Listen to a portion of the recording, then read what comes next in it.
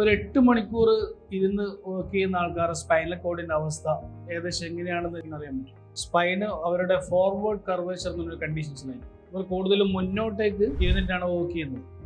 Minimum ഒരു 1 hour തന്നെ ആ രീതിയിൽ അവർ ഇരിക്കുകയാണെന്നുണ്ടെങ്കിൽ കംപ്ലീറ്റ് ഹോൾ ബോഡി സ്പൈന് അടക്കം കംപ്ലീറ്റ്ലി സ്റ്റിഫഡ് ആയിരിക്കും. ഏകദേശം ഇതൊരു സ്പൈൻ എന്ന് പറഞ്ഞാൽ നമ്മൾ ഏകദേശം ഒരു എസ് എഴുതിയിട്ട് നീട്ടി വലിച്ച ഒരു ഫീലിങ്സിലുണ്ട്.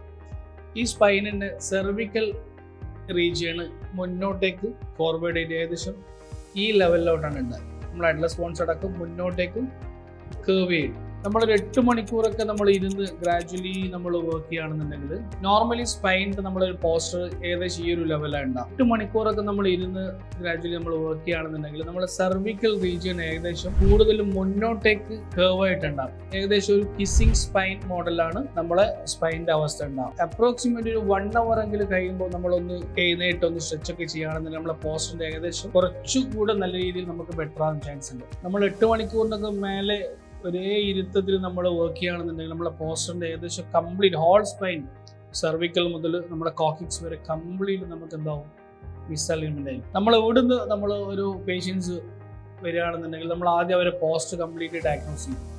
നമ്മളവരെ അറ്റ്ലസ് ബോൺ സെർവിക്കൽ മുതൽ തുറാസിക്, ലംബാർ, സാക്രോവലിയസ്, അതേപോലെ തന്നെ കോക്കിക്സ്, ടെയിൽ ബോൺ വരെയുള്ള എല്ലാ സ്പൈനും നമ്മൾ ഡയഗ്നോസ് ചെയ്ത ശേഷം എവിടേക്കാണോ അവരുടെ നെർവ് കംപ്രഷൻസ് ഉള്ളത്, ഡീജനറേഷൻ ചെയ്യേണ്ടത് അതൊക്കെ ചെയ്ത് സ്പൈന് കറക്റ്റ് മിസ്അലൈൻമെന്റ് ചെയ്ത് കറക്റ്റ് ചെയ്ത് പോസ്റ്റ് ക്ലിയർ ചെയ്യും. അതിലൂടെ അവർക്ക് പെയിന്, സ്റ്റിഫ്നെസ്, നോട്ടുകൾ കംപ്ലീറ്റ് ക്ലിയർ ആയിരിക്കും. ഈവൻ 1 സിറ്റിങ്സിലും അത് ശരിയാകാനുള്ള ചാൻസ് വളരെ കൂടുതലാണ്.